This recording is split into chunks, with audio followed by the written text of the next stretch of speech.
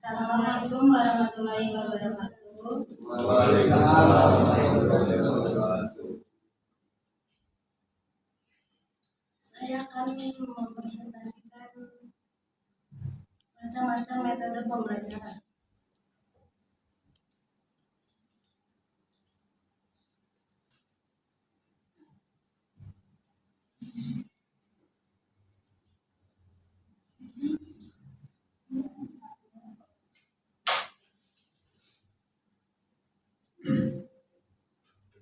Penjelasan metode pembelajaran. Metode pembelajaran adalah sebuah proses sistematis dan teratur yang dilakukan oleh guru atau pendidik dalam menyampaikan materi kepada siswa. Pendapat lain juga mengatakan bahwa learning method merupakan sebuah strategi atau taktik dalam melaksanakan kegiatan belajar mengajar di dalam kelas yang diaplikasi tenaga pendidik agar tujuan pembelajaran yang sudah ditetapkan bisa tercapai dengan baik. Melalui cara ini, maka diharapkan proses belajar mengajar dapat berjalan dengan baik. Dengan demikian, sangat penting bagi seorang pendidik untuk mengenal metode dalam pembelajaran supaya siswa semakin bersemangat saat mengikuti pembelajaran di dalam kelas. Selain itu, pemilihan metode yang tepat membuat siswa tidak cepat merasa bosan atau jenuh ketika mengikuti kegiatan belajar mengajar dalam kelas.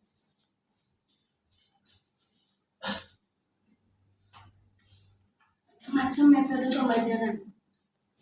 1. Metode ceramah. Metode ceramah merupakan metode paling umum yang sudah sering digunakan oleh guru dalam proses pembelajaran. Materi pembelajaran disampaikan secara lisan dalam metode ini.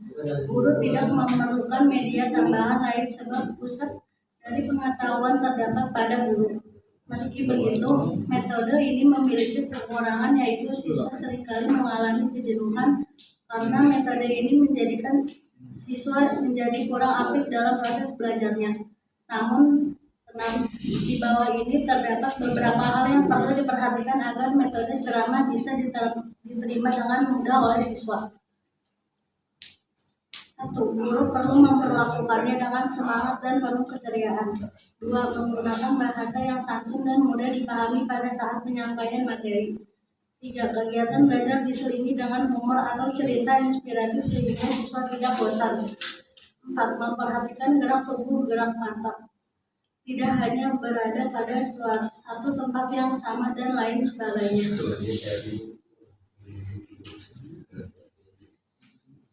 Metode tanya jawab.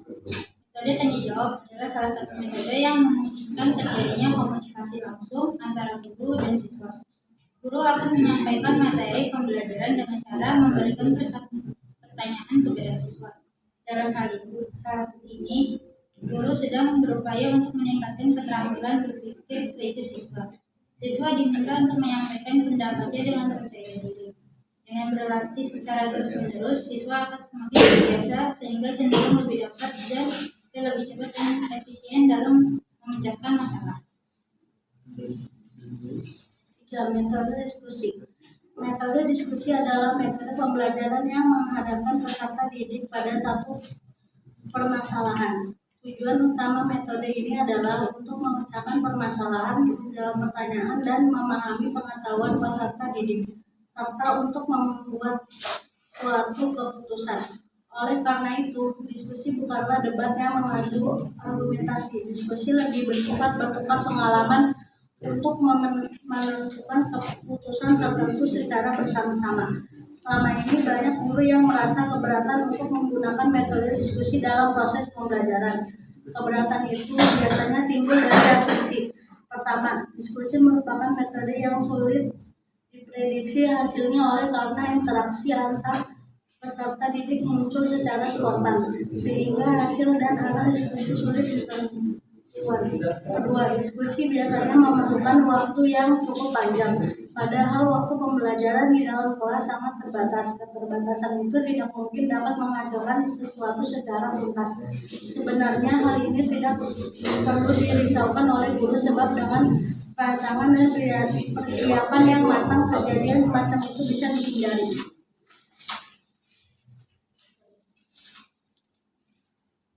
Metode tugas. Metode tugas merupakan metode pemberian tugas adalah cara dalam proses belajar, mengajar, dengan jalan memberi tugas kepada siswa.